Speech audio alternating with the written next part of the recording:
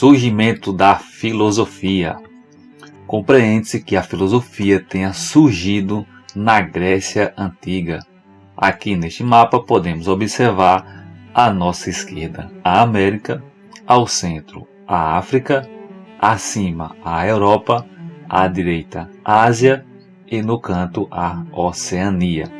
E teria sido aqui, na dominação da Grécia Antiga, que teria surgido a filosofia, ou que a filosofia teria nascido neste ambiente, no entorno do mar Mediterrâneo, sob o domínio dos gregos da antiguidade, que teria surgido a filosofia. Vamos aproximar esse mapa para observar mais algumas características desse ambiente. Aqui neste mapa é em evidência o continente europeu, e aqui ao lado direito a Ásia, e aqui mais abaixo a África. E neste mapa que demonstra em evidência a Europa, temos aqui a Itália, geograficamente denominada de Península Itálica. O seu contorno é muito similar a uma bota. Usando um pouco da nossa imaginação, poderíamos descrever a geografia da Península Itálica, a qual está atualmente o país denominado de Itália, com uma certa similaridade com uma bota. Ela é a figura mais expressiva visualmente para a gente notar o mais rápido possível e assimilar, perceber e notar o continente europeu e esta porção de água que está no seu entorno aqui, entre África, Europa e Ásia, o mar Mediterrâneo. Então temos aqui a Península Itálica, que tem uma similaridade com a bota, sendo assim visualmente um lugar que nós rapidamente podemos notar a Península Itálica. E ao lado da Península Itálica é onde nós queremos chegar, está atualmente este país denominado de Grécia. A Grécia está localizada na Península Balcânica. Na antiguidade, não era constituído um país conforme nós compreendemos na atualidade, mas era um conjunto de cidades que compartilhavam uma cultura similar, a denominada cultura grega. E é neste ambiente que vai surgir então a filosofia, ou vai nascer a filosofia conforme nós a entendemos. Neste outro mapa, que descreve o domínio dos gregos sobre o mar Mediterrâneo, sobre o Mar Negro, os seus assentamentos ou as suas colônias e cidades-estados que constituíram a Grécia Antiga. Lembrando aqui esse desenho similar a uma bota, que é a Península Itálica, a qual atualmente está a Itália, e ao lado a Península Balcânica, que se encontra a atual Grécia. E foi neste ambiente que teria nascido a filosofia conforme a entendemos. Entre estes diversos locais que estão assinalados nestes pontos, nós destacamos para o nosso interesse do surgimento da filosofia esta cidade chamada Mileto. Lá em matemática você verá o Teorema de Tales de Mileto, e é exatamente o Tales de Mileto que foi considerado o primeiro filósofo. Tales, que nasceu na cidade de Mileto. Mileto era uma cidade que ficava na Ásia Menor e atualmente está num país chamado Turquia. Mas naquele momento em que Tales, originário da cidade de Mileto, viveu, era um território sob o domínio e a influência da Grécia Antiga. Temos então neste ambiente que teria surgido a filosofia, ou que teria nascido a filosofia. Temos aqui apontamento de algumas outras cidades, como por exemplo Atenas, Esparta, também muito evidentes para a antiguidade grega. Bizâncio, que terá muita importância no período medieval. Tarso, um local do conhecido apóstolo Paulo de Tarso, Então aqui a gente nota como os gregos se expandiram ou expandiram sua influência por diversas colônias e cidades-estados que compuseram esta Grécia Antiga, e dentro destes locais destacamos Mileto, local de origem de Tales, considerado o primeiro filósofo.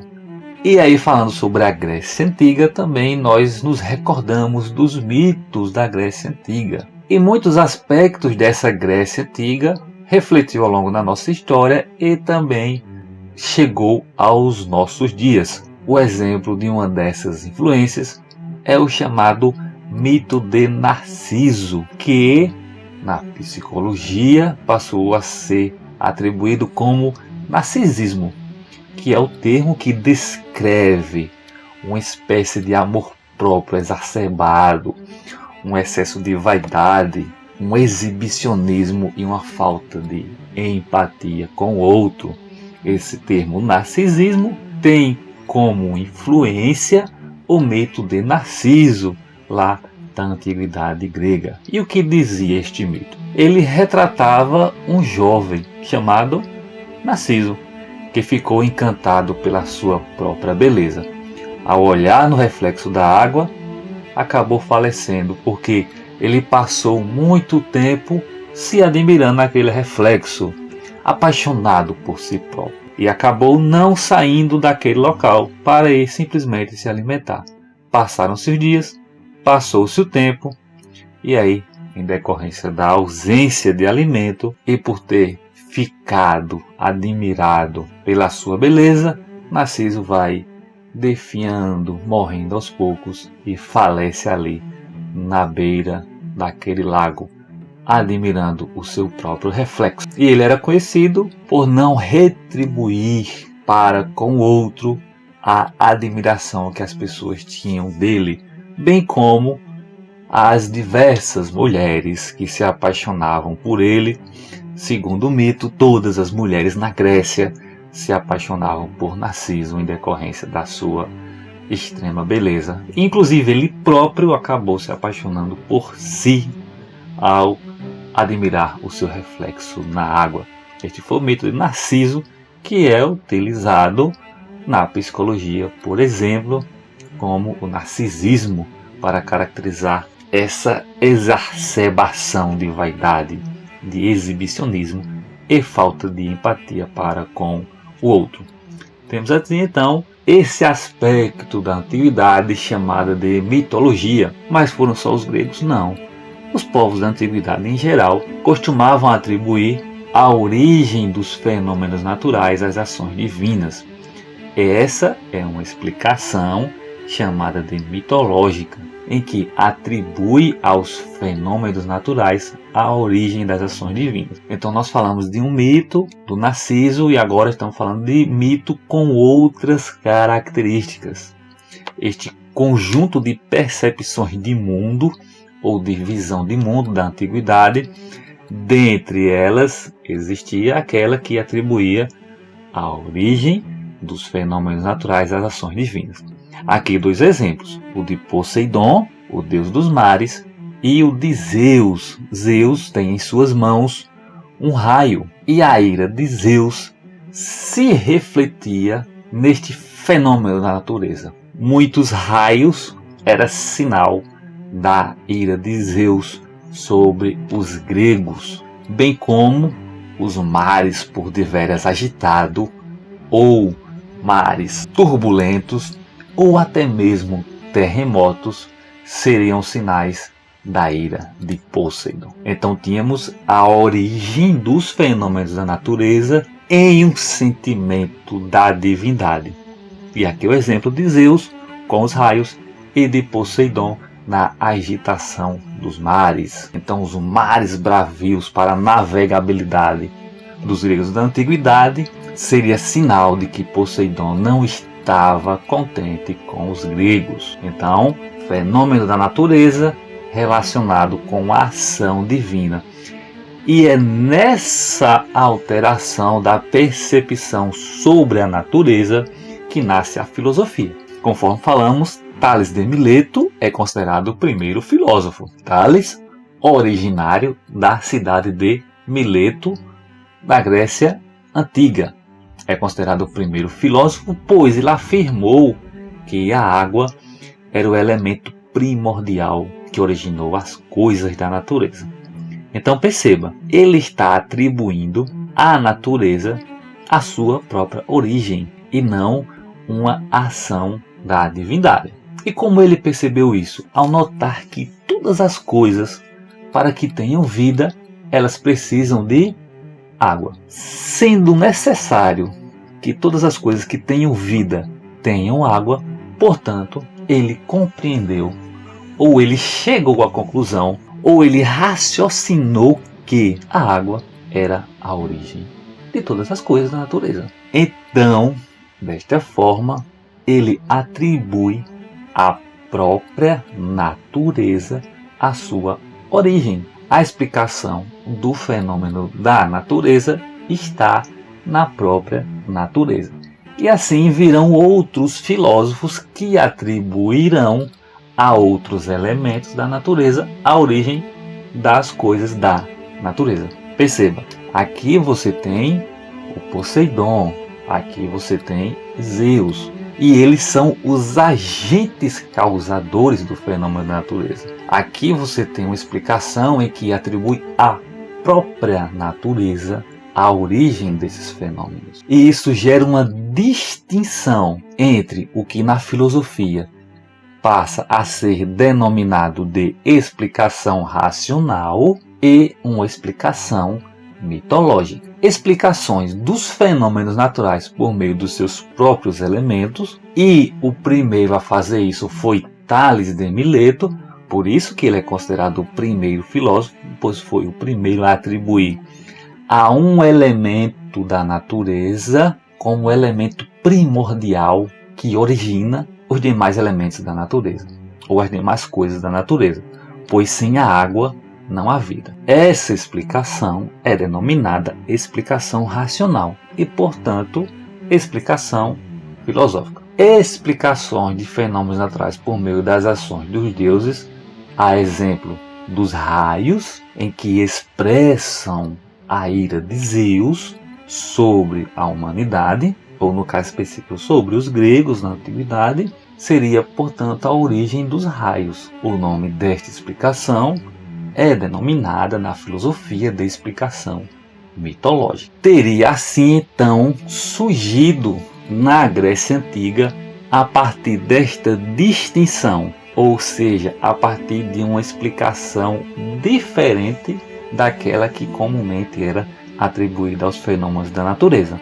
O primeiro a fazer isso foi Tales de Mileto, sendo ele considerado o primeiro filósofo. E essa explicação, ela é uma explicação diferente da explicação que atribui aos deuses a origem dos fenômenos da natureza. Tivemos a partir de então duas explicações: a explicação racional e a explicação mitológica. Teria sido então nesta configuração da Grécia Antiga que teria surgido a filosofia ao distinguir a explicação mitológica da explicação racional. Vamos à nossa questão para nos ajudar a compreender mais enfaticamente e auxiliar nossa fixação do conteúdo.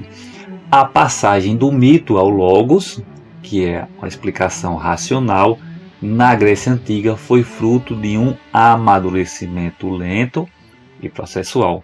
Por muito tempo, estas duas maneiras de explicação do real conviveram. Ou seja, uma explicação não faz com que a outra desapareça, elas estão convivendo, sem que se traçasse um corte temporal mais preciso. Com base nessa afirmativa, é correto afirmar: alternativa A, o modo de vida fechado do povo grego facilitou a passagem do mito ao logos. Questão errada, pois não havia um modo de vida fechado do povo grego. Conforme vimos no mapa, esse modo ele vai se expandindo e abrindo, circulando em outros povos, outras sociedades e outras comunidades.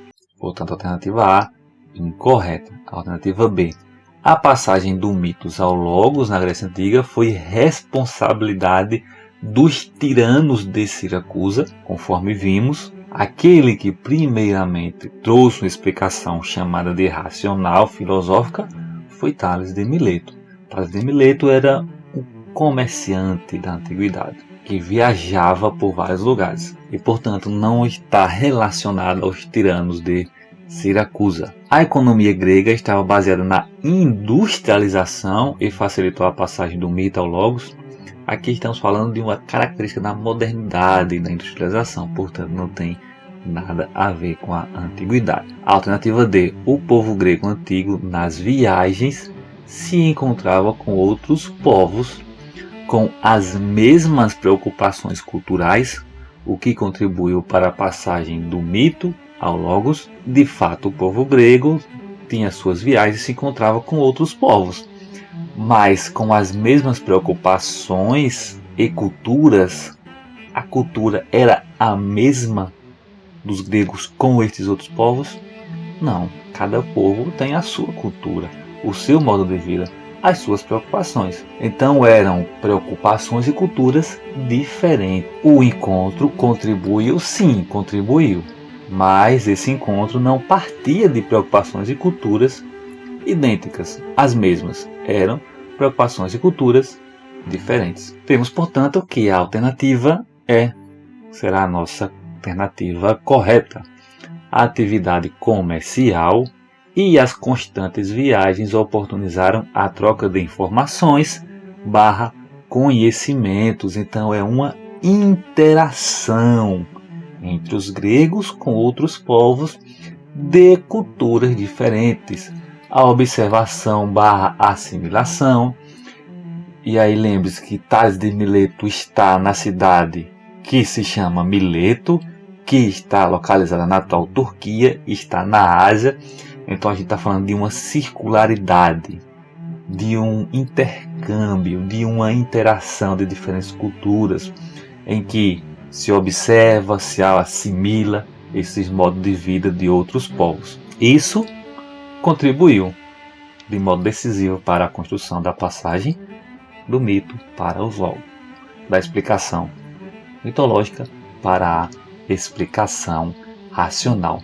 A alternativa correta, portanto, letra E.